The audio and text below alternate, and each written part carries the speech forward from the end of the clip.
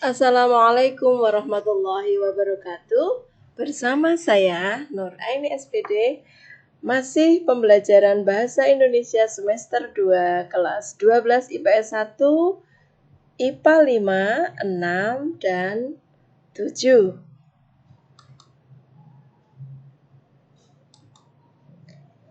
Pada pembelajaran kita kali ini, kita masih membahas materi menikmati novel dengan tujuan pembelajaran. 1.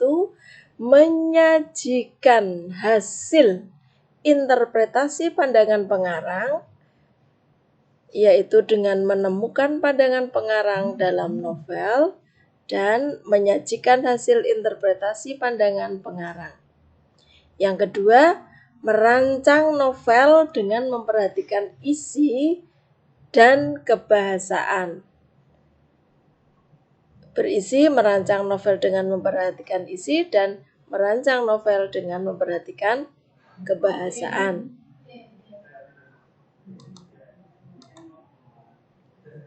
Anak-anak, tugas kalian setelah kalian menonton novel Ronggeng Dukuh Paruk, kalian diharapkan mampu menyajikan hasil interpretasi pandangan pengarang.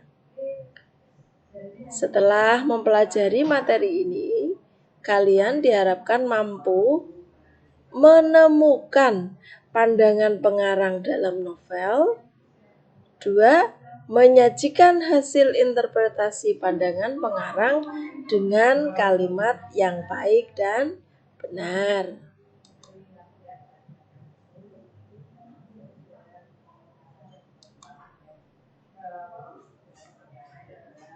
Untuk menemukan pandangan pengarang dalam novel, tentu saja tidak hanya sekedar menonton, tetapi kalian harus membacanya.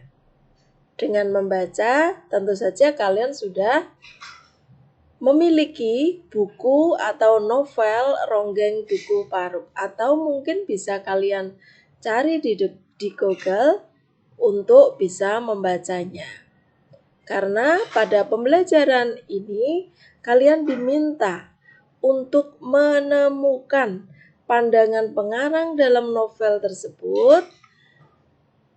Untuk memudahkan pekerjaanmu, perhatikan format berikut ini dan salinlah dalam buku tugasmu. Kalian bisa membuka buku Bahasa Indonesia kelas 12 pada halaman 125. Yang harus kalian kerjakan adalah kalian harus menganalisis bagaimana pandangan pengarang terhadap kehidupan sosial di dalam novel tersebut.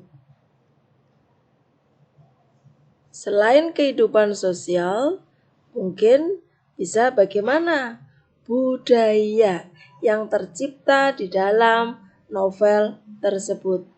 Atau mungkin ada hal lain yang kalian dapat temukan di dalam novel tersebut. Silakan dikerjakan.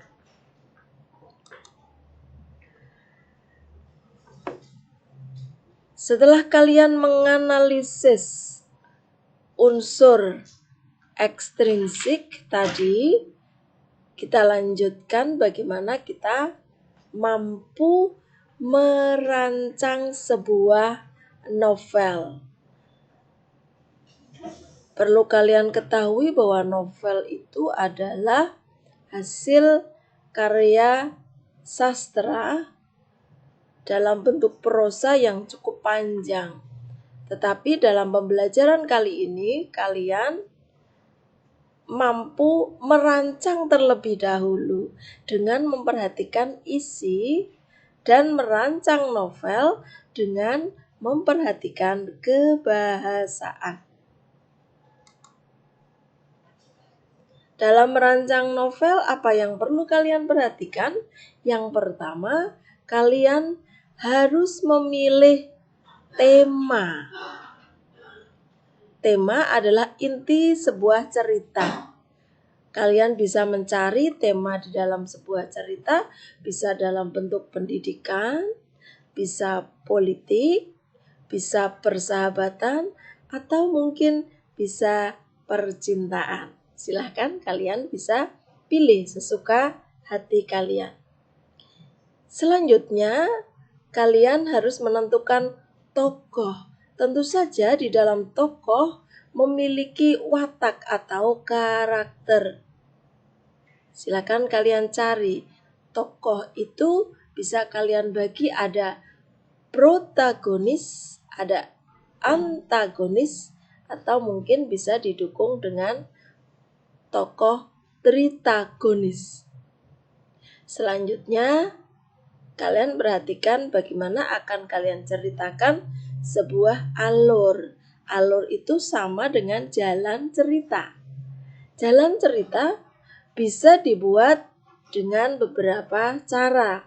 Satu mungkin dengan maju, diawali dari mulai cerita sampai akhir, sampai selesai. Bisa campuran, bisa alur mundur. Dilanjutkan, perhatikan latar atau setting. Ini disampaikan